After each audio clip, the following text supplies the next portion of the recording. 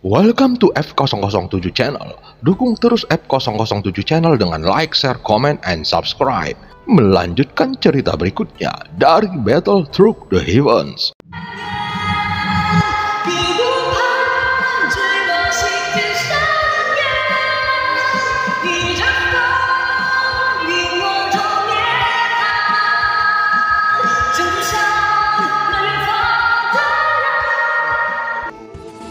Selamat beraktivitas dan terima kasih atas dukungannya selama ini. Semoga semua sobat F007 selalu diberikan kesehatan dan rezeki yang berlimpah. Amin ya robbal alamin. Pada part sebelumnya, Yuyan akhirnya datang dan itu sesuai dengan yang diharapkan Xiaoyan. Setelah melihat keadaan Xiaoyan, Yuyan menyuruh pria jelek itu pergi. Namun Xiaoyan tidak ingin melepaskannya begitu saja. Dia juga meminta Yuyan untuk mengambil mata biru miliknya. Setelah Yuyan mengalahkannya, Xiaoyan bergerak maju untuk menghancurkannya dengan teratai api 3 warna dan penguasa berat suan. Saat ini Yuyan mendengar suara menderu dan kekuatan jiwa terus mengalir ke dalam nyala api. Yuyan juga melihat guntur yang tak terhitung jumlahnya mengalir deras di udara. Ketika Yuyan melihat ini, sudut matanya bergerak-gerak. Dia dipenuhi kebencian. Tindakannya ini lebih dari sekedar pukulan telak. Bahkan Hui tidak ingin bereaksi terhadap pihak lain. Apakah aku telah bertindak terlalu berlebihan? Yuyan menggosok hidungnya dan untuk sesaat dia merasa sepertinya dia telah bertindak terlalu jauh sehingga menyebabkan Xiaoyan melakukan pertarungan yang begitu kejam. Terlihat guntur merah terus meledakkan area di sekitarnya yang menghasilkan asap dan debu. Xiaoyan juga membutuhkan waktu lama untuk keluar dari kepulan asap dan debu itu. Setelah keluar, Xiaoyan langsung menuju ke hadapan Yuyan. Dia merasa lega sekarang karena makhluk jelek ini tidak akan pernah bisa dibangkitkan lagi. Adapun sisa jiwanya yang muncul di sekitarnya juga sudah terbakar menjadi abu. Terima kasih Puan Yuyan karena telah menyelamatkanku kali ini. Kalau tidak, aku tidak punya pilihan selain meledakkan diriku dan musnah menjadi abu. Setelah Xiaoyan selesai berbicara, dia mengepalkan tinjunya dan mengangkat tangannya ke arah Yuyan dengan ekspresi serius. Tampak sudut mulut Yuyan bergerak-gerak sedikit. Sekarang dia telah kehilangan avatar keabadian para dewa tingkat kedua. Dan sekarang dia juga harus menyerahkan bola mata biru yang ada di tangannya kepada Xiaoyan. Saat ini mata Xiaoyan telah tertuju pada benda yang ada di telapak tangan Yuyan. Xiaoyan tiba-tiba mengulurkan tangannya dan langsung mengambilnya. Benda ini sangat menarik. Terima kasih Puan Yuyan. Xiaoyan berkata dengan penuh hormat dan tersenyum lagi. Adapun perubahan ekspresi di wajah Yuyan, Xiaoyan berpura-pura tidak melihatnya dan terus menatap bola mata biru yang diambilnya dari tangan Yuyan. Pada saat ini, bola mata biru telah berubah menjadi seukuran telapak tangan dan saat Xiaoyan melihat bola mata secara sekilas, itu terlihat sangat mirip dengan mata Goyan. Itu juga dapat melebar dan mengecil seperti mata Goyan. Namun jika dilihat lebih detail, maka akan ditemukan bahwa mata tersebut agak berbeda dibandingkan dengan mata Goyan yang besar dan tampak bodoh. Di tengah bola mata biru ini ada penampakan pohon anggrek yang bentuknya seperti seorang anak yang terlihat sangat dingin dan cantik. Saat Xiaoyan mengamati bola mata ini, dia tiba-tiba merasa mati rasa, seolah-olah dia sedang melihat ke dalam jiwanya sendiri.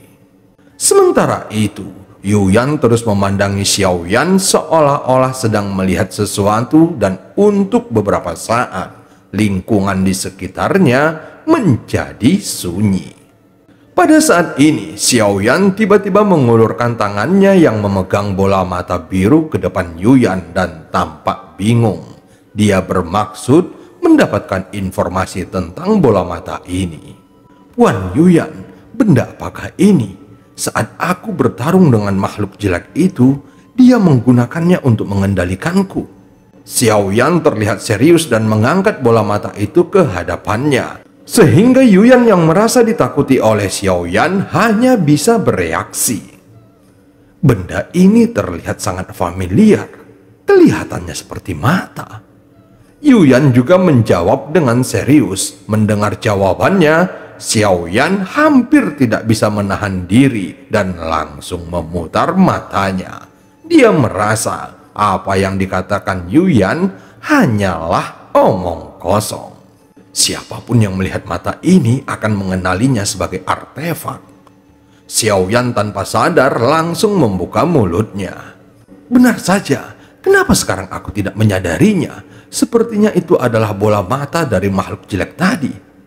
Xiaoyan ingin tahu apakah Yuyan berpura-pura bodoh. Tetapi jika Yuyan berniat berbicara dengannya seperti ini, maka Xiaoyan bukanlah seorang vegetarian yang tidak tahu bagaimana caranya mengendalikan situasi.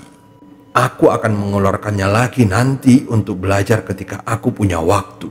Xiaoyan mengangkat dan membalikan telapak tangannya, kemudian memasukkan bola mata biru itu ke dalam cincinnya.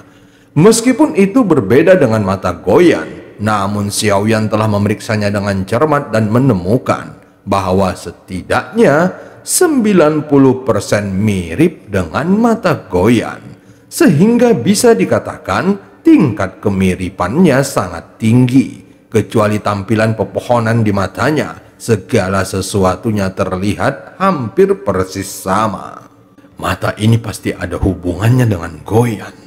Mungkinkah itu juga bagian dari tubuhnya? Xiaoyan bergumam di dalam hatinya. Tentu saja hal ini sangat mungkin. Lagi pula, setelah memasuki dunia kuno Dewa Abadi dan Iblis, Goyan merasakan bagian tubuhnya ada di sini dan bisa mendapatkannya kembali merupakan hal yang sangat penting. Apalagi mata biru ini juga memiliki kemampuan mengendalikan jiwa orang lain.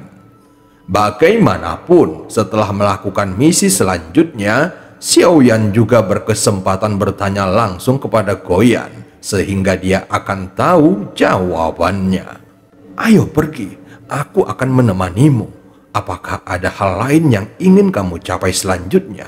Yuyan menatap Xiaoyan dengan mata yang berair. Meskipun dia berusaha sekuat tenaga menyembunyikannya, namun dia tetap tidak bisa mengendalikan kegelisahan di tubuhnya.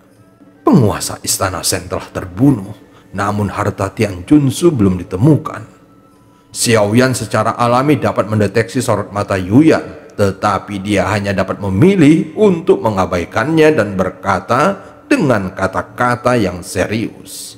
Adapun Yuyan masih terobsesi dengan Xiaoyan. Saat berbicara, dia tanpa sadar terus mendekati Xiaoyan dan mencubit dagunya. Xiaoyan menatap serius ke arah Yuyan yang semakin mendekat. Xiaoyan secara alami berbalik untuk melihat token reruntuhan kuno Dewa Abadi dan Iblis lalu segera mengeluarkannya.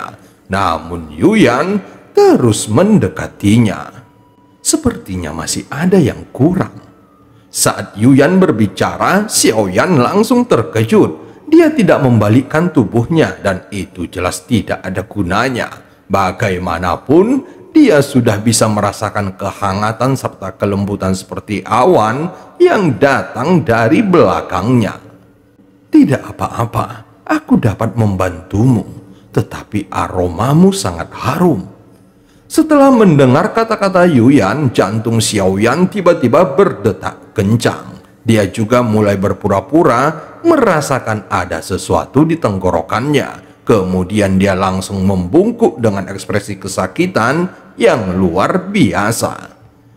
Ternyata racunnya belum sepenuhnya hilang, dan itu sepertinya akan meledak lagi. Xiaoyan bergumam pelan dan segera duduk bersila.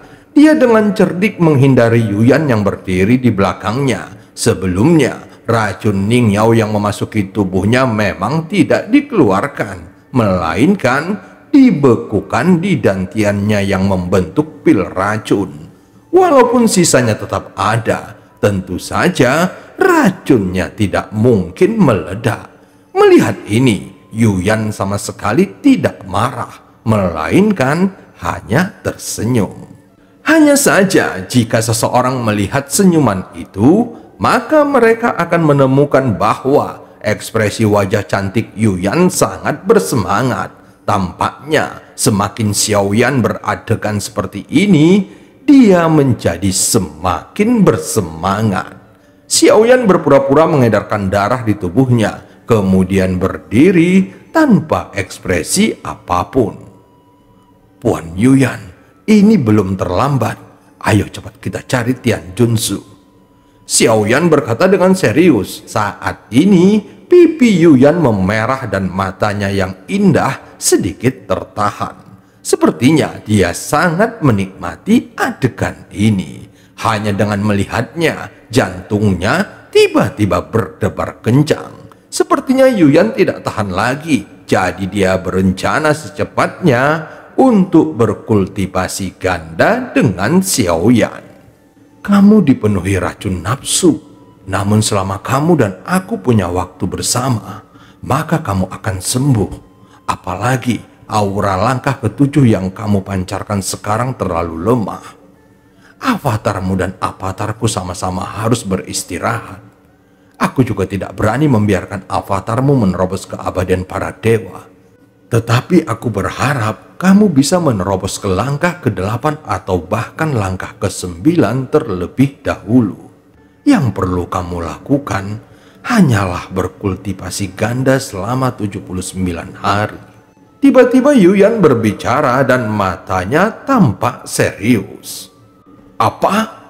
Xiaoyan hampir memuntahkan seteguk darah mendengar penjelasannya. Dia merasa itu sama saja menjadikannya mumi. Dan cerita pun berakhir. Sampai ketemu di part selanjutnya.